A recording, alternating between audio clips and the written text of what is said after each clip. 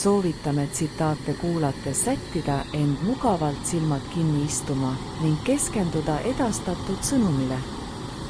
Tänulikkuse sõnumit edastame teile 5 korda. Tänane tsitaat pärineb Napoleon Hilli surest.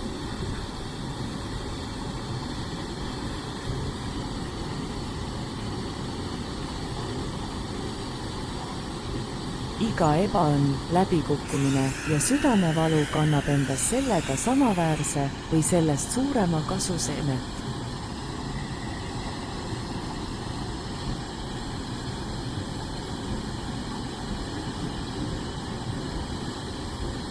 Iga ebaõnn, läbikukkumine ja südamevalu kannab endas sellega samaväärse või sellest suurema kasu seemet.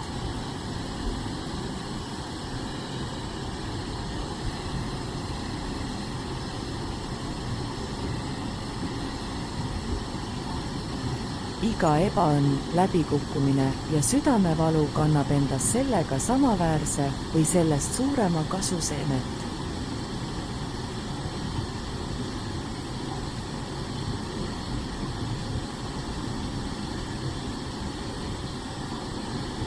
Iga ebaõnn, läbikukkumine ja südamevalu kannab endas sellega samaväärse või sellest suurema kasu seemet.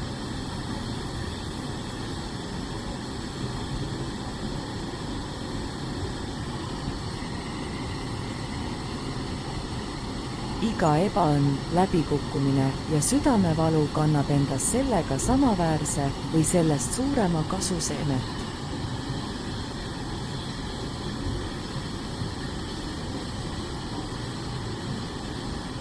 Aitäh kuulamast!